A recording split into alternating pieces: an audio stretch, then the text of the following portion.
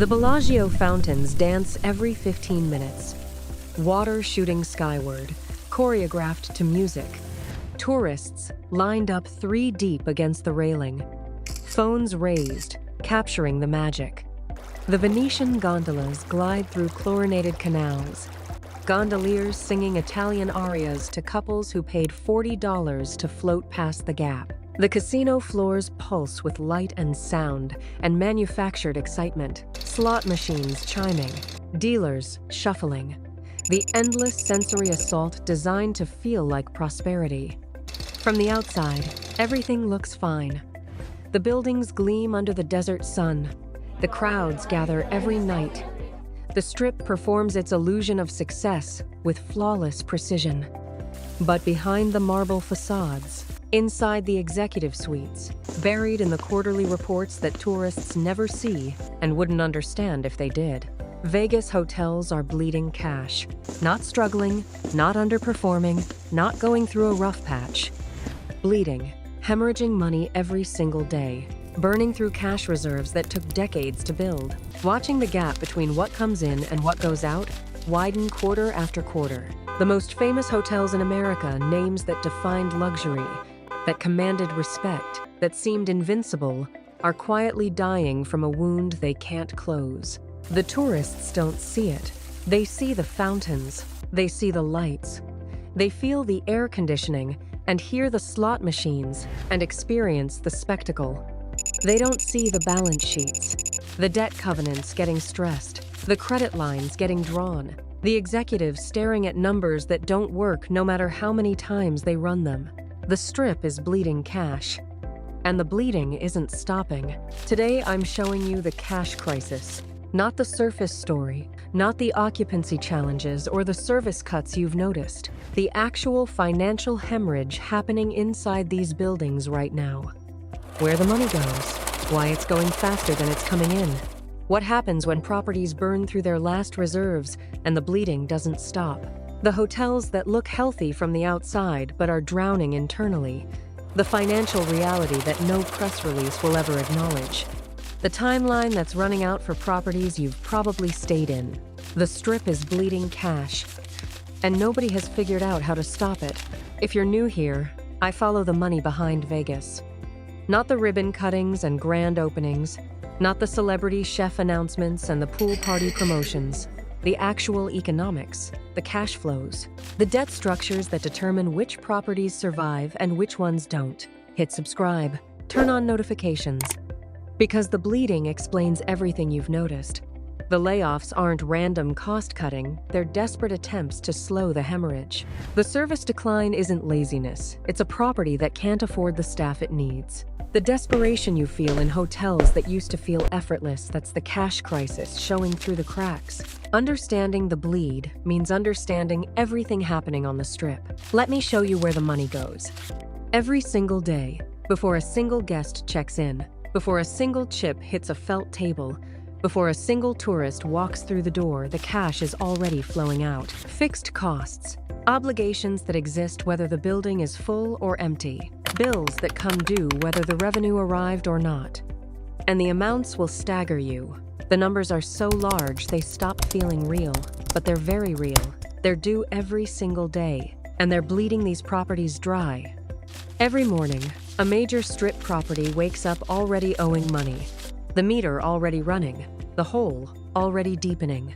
Start with rent, because many of these properties don't own their buildings anymore. MGM sold the Bellagio to Blackstone, sold the Mandalay Bay, sold the MGM Grand, sold the buildings they built and operated for decades, turned ownership into tenancy, turned assets into obligations. Now they pay rent, hundreds of millions of dollars per year flowing to landlords instead of staying in the company. That's not an annual figure that sounds manageable. Break it down. Hundreds of millions per year becomes hundreds of thousands per day. Every day, 365 days a year. Weekends, holidays, slow Tuesdays in February, when the building is half empty. The rent is due whether the room's filled or not. The rent doesn't care about your occupancy challenges. The rent just wants to be paid. Caesars properties pay rent to VICI. Same story. Billions in real estate sold, converted to lease obligations, now bleeding out daily. Add debt service, the interest on billions borrowed. These properties didn't build themselves, didn't renovate themselves, didn't acquire competitors and expand empires with cash from savings accounts. They borrowed construction loans, corporate bonds, acquisition financing, billions of dollars from banks and bondholders who expect to be repaid with interest. That interest accrues daily, compounds, grows.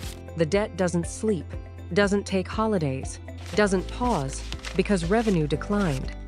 Caesars carries $12 billion in debt. The interest alone, just the interest, not the principal, consumes hundreds of millions per year, hundreds of thousands per day.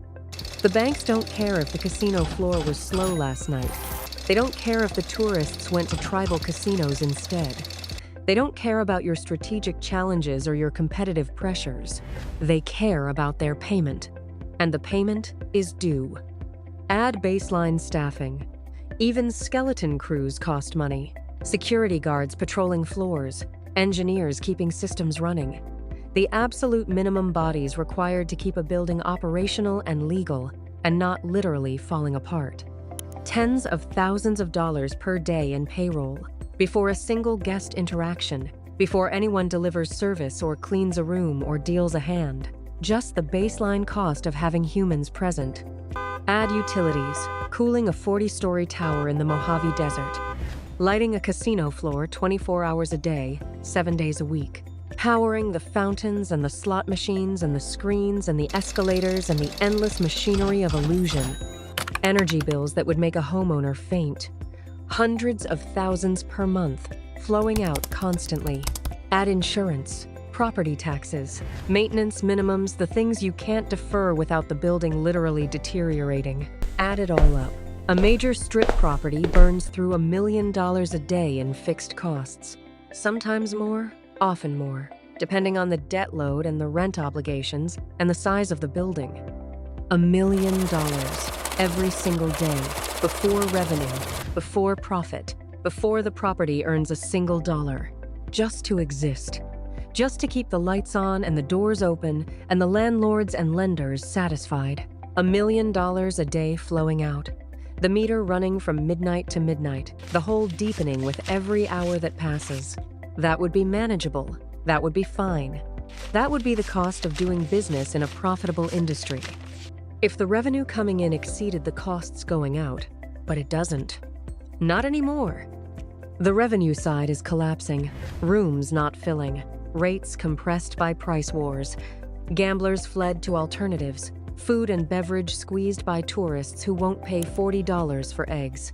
Every revenue line under pressure, every income stream shrinking or stagnant, the money coming in smaller than it used to be, smaller than it needs to be. While the cost side stays fixed, the rent locked in for decades, the debt accruing regardless, the baseline operations inflexible. Revenue down, costs fixed, the gap between them widening. That gap, that delta between what flows out and what flows in, that's the bleed. That's the hemorrhage. That's the wound these properties can't close. $1 million a day going out, less than $1 million coming in. The difference draining from reserves, depleting cash cushions, drawing down credit lines, day after day, quarter after quarter.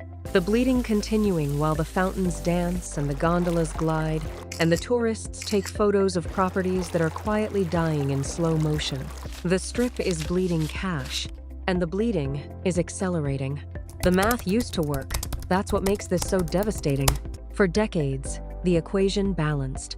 The fixed costs were high, they were always high, but the revenue was higher. The rooms filled, the tables generated, the machine printed money. The $1 million a day going out, it was covered by $2 million coming in, $3 million. The gap was positive. The cash flowed in the right direction. That equation broke. Somewhere in the last 5 years, the math flipped, and now every attempt to fix it makes the bleeding worse. Let me show you why the bleeding won't stop. Start with revenue. The money that's supposed to come in, the income that's supposed to exceed the costs. Room revenue is collapsing. We've covered this. Occupancy cratering midweek, 50% on Tuesdays, 40-something% on soft weeks. 75,000 empty rooms on a random weeknight. Every empty room is revenue that doesn't exist. A $400 night that generated $0. A bed that sat empty while the rent came due anyway. But it's worse than empty rooms. The rooms that do fill are filling at lower rates. The price wars. Resorts World discounting to fill their debt-laden towers. Fontainebleau running promotions to justify their construction loans. The new builds dragging everyone down. The $400 room selling for $250. The $500 suite going for $350. Revenue per occupied room compressing even when rooms do fill. Empty rooms generating nothing. Filled rooms generating less. The room revenue line shrinking from both directions. Gaming revenue is eroding, the core business. The original reason these buildings exist. The gamblers fled. We've covered this too. To tribal casinos 45 minutes from home. To phone apps where sports betting happens on the couch. To anywhere that doesn't charge $50 table minimums and treat them like inconveniences. Walk a casino floor on a Tuesday night. Count the players. Count the empty seats at blackjack tables. Count the slot machines blinking at nobody. The gaming revenue that used to subsidize everything, that used to make cheap rooms and free drinks possible, it's not what it was. The players who generated it found alternatives. The revenue followed them out the door. Room revenue down, gaming revenue down. But surely something is holding steady? Surely some income line is supporting the building? Food and beverage is squeezed. The restaurants that used to print money now competing with tourists who ate before they came, who are staying at Airbnbs with kitchens, who look at $40 breakfast eggs and laugh and walk to a coffee shop instead. Entertainment is volatile, shows closing, venues going dark between residencies, conventions the supposed savior unpredictable and dependent on an economy that could soften any quarter. Every revenue line under pressure. Every income stream shrinking or stagnant. The money coming in smaller than it used to be, smaller than it needs to be. Revenue collapsing. But the costs? The costs don't care about your revenue problems. The rent is due whether you filled the rooms or not. MGM sold the Bellagio to Blackstone. The lease is locked in. The payment is contractual, fixed for decades. You can't call Blackstone and explain that occupancy dropped and ask nicely for a reduction. The lease doesn't care about your strategic challenges. The lease doesn't care that tourists fled to Airbnbs. The lease doesn't care that Resorts World started a price war. The lease wants its money, every month, every quarter, every year, for decades to come. Caesars pays rent to Vicey Properties, same trap. Billions in real estate sold, converted to fixed obligations, now bleeding out regardless of performance. The debt service is mathematical. The interest compounds whether you had a good quarter or a bad one. Caesars carries $12 billion in debt. That debt doesn't pause, doesn't negotiate, doesn't offer grace periods because gaming revenue declined. The bonds were issued, the contracts were signed, the payments are due. Miss them and the lenders get aggressive. Miss them badly and the lawyers appear. The baseline operations have a floor, a minimum below which you can't go without the building literally ceasing to function. They've already cut everything they can cut. We've documented this. The housekeeping gutted 40-person departments running with 26. The front desk halved. The restaurants closed or contracted out. The service stripped to bone. The skeleton crews that tourists complain about? That's not laziness, that's desperation. That's a property that already cut to the minimum and still can't close the gap.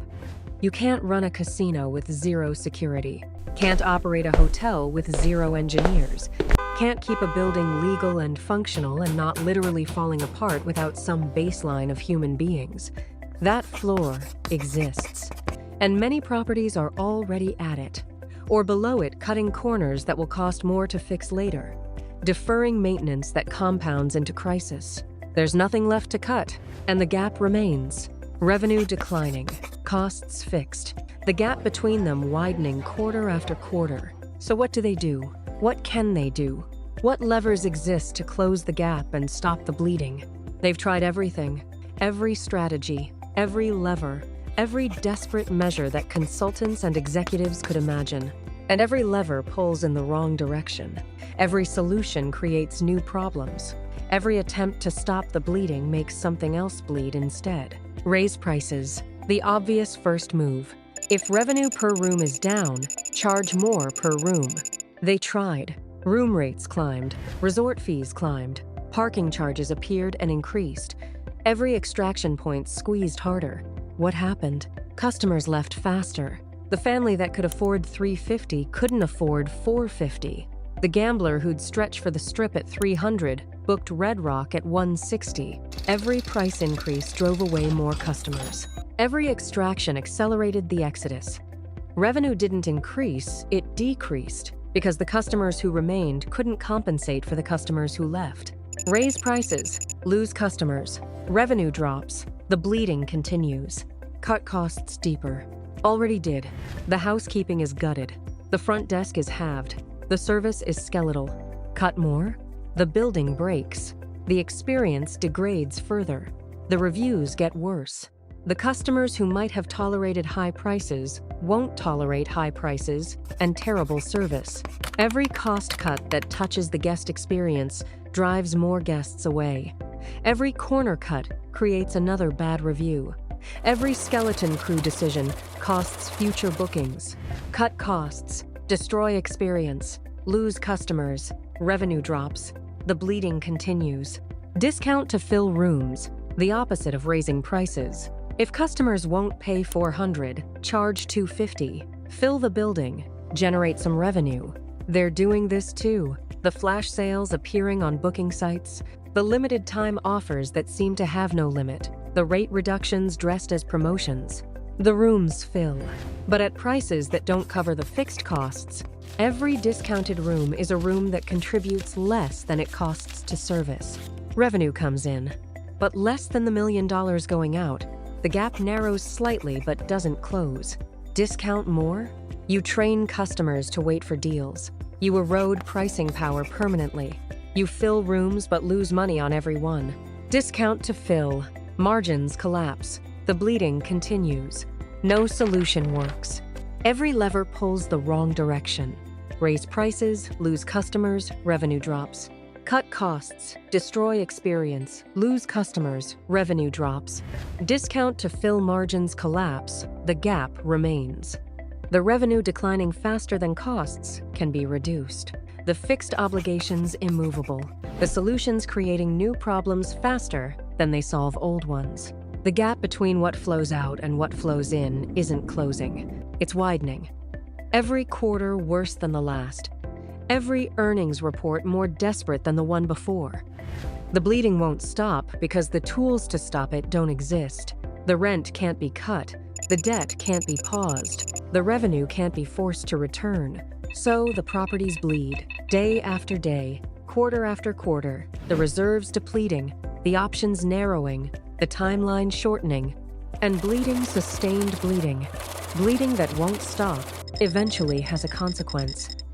Every body runs out of blood. What happens when a property burns through its reserves? When the cash cushion built over decades disappears? When the credit lines max out? When the debt covenants crack and the lenders start making phone calls? We're not talking about a hypothetical future. We're not speculating about what might happen someday. Several strip properties are approaching that edge right now, this quarter, this year. The bleeding has a timeline, and for some buildings, that timeline is running out. First comes restructuring, the quiet acknowledgement that the debt can't be serviced as structured. It happens in conference rooms, not press releases. Bondholders get called, lenders get summoned. The lawyers descend platoons of them, billing by the hour, negotiating how to restructure obligations the property can't meet. The debt gets pushed out, extended, terms modified, interest deferred or reduced, payment schedules stretched. The financial equivalent of a tourniquet, it doesn't heal the wound. It just slows the bleeding long enough to find another solution.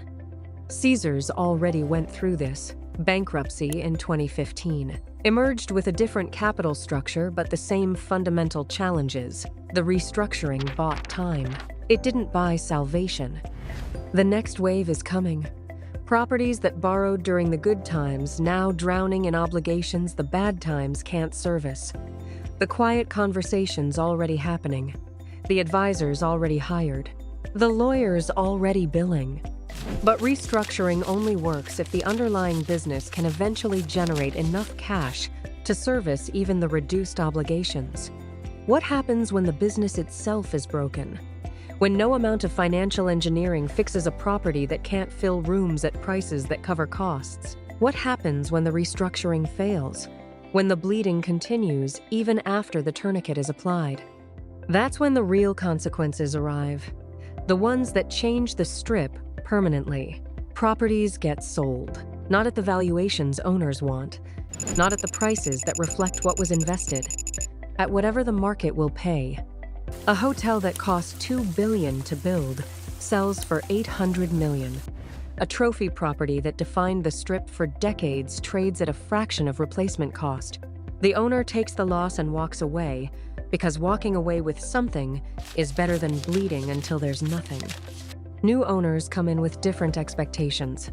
Lower basis, less debt, fresh capital. Maybe they can make the math work where the previous owner couldn't. Maybe they see opportunity in the wreckage. Private equity circles, distressed debt funds sharpen their pencils. The vultures who specialize in buying broken things at broken prices, they're watching the Strip very carefully right now.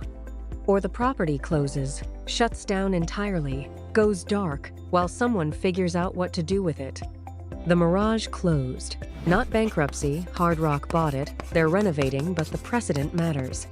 A major Strip property went dark, the lights turned off, the doors locked. The building sat empty on the most famous street in America. It can happen. It did happen. Nothing prevents it from happening again. Which properties are next? Which towers are bleeding fastest? Which owners are running out of patience and cash at the same time? The fire sales haven't started in earnest yet, but the conditions are perfect. The pressure is building. The timelines are converging. The properties that can't stop bleeding will eventually have to sell or close. The only question is when. And which ones go first? Not everyone is bleeding equally. That's important to understand. Some properties have advantages: lower leverage, deeper-pocketed owners, cash reserves that can absorb years of losses while waiting for conditions to improve. Others are exposed, vulnerable, one bad quarter away from crisis. The Strip is about to sort itself. The survivors and the casualties, the properties that make it through, and the properties that don't. The properties most likely to survive, the ones with structural advantages. Wynn has Steve Wynn's original financial discipline baked into its DNA. Less leverage than competitors, better margins. A brand that still commands premium pricing from customers willing to pay it. Cosmopolitan has Blackstone ownership, a private equity firm with deep pockets and a long time horizon. They can absorb losses that would break a public company facing quarterly earnings pressure. The new builds have fresh capital, even if the timing was terrible. Resorts World has Genting's Malaysian billions behind it. Fontainebleau has the Koch family money. They're bleeding, but they have blood to spare. The properties most at risk, the ones carrying legacy debt without legacy cash. Caesars properties with $12 billion in obligations hanging over them. Interest payments consuming cash that should fund operations. Rent to VICI draining hundreds of millions per year. The weight of financial decisions made a decade ago crushing the present. MGM properties paying rent to Blackstone and Vici on buildings they used to own. The sale-leaseback transactions that generated short-term cash creating long-term bleeding. Tenant economics replacing owner economics. The mid-tier properties squeezed from every direction. No whale revenue to cushion the blow. No fresh capital to absorb losses. No pricing power to charge premiums. Caught between the luxury tier that still commands loyalty and the budget tier that competes on price. The middle is the most dangerous place to be, and several strip properties are stuck there. The strip is about to discover which properties can survive extended bleeding and which ones can't. The sorting is coming. It's already started. The quiet conversations and the restructuring advisors and the private equity vultures circling, that's the early phase. The public phase comes later. The announcements, the closures, the fire sales, the transformation of iconic properties into cautionary tales. Some buildings will still be standing when this is over. Some won't. The cash crisis will decide. Vegas hotels are bleeding cash, right now, today. As the fountains dance, and the neon glows, and the tourists take photos, and the illusion of prosperity performs its nightly show. The bleeding is invisible to guests, but devastating to balance sheets. $1 million a day flowing out, revenue unable to match, the gap widening quarter after quarter. No solution working, prices driving away customers, cost cuts destroying experience, discounts collapsing margins, every lever pulling the wrong direction. The reserves depleting, the options narrowing, the timeline shortening. Restructurings coming for some, fire sales possible for others, closures not unthinkable for a few. The most famous hotels in America, quietly dying from a wound they can't close, bleeding out in slow motion while the show continues. Hit subscribe to track the cash crisis. I'm watching the earnings reports between the lines, the debt covenants that signal stress, the restructuring announcements buried in financial filings. Every sign that the bleeding is reaching critical. Drop a comment. Have you noticed properties cutting corners? Service declining at places that used to be flawless? The desperation showing through the illusion? Because the bleeding has consequences. You see them in the layoffs, feel them in the service, notice them in the corners being cut, and the quality sliding, and the experience degrading. Vegas hotels are bleeding cash. The timeline is running, and eventually, the blood runs out. I'll see you in the next one.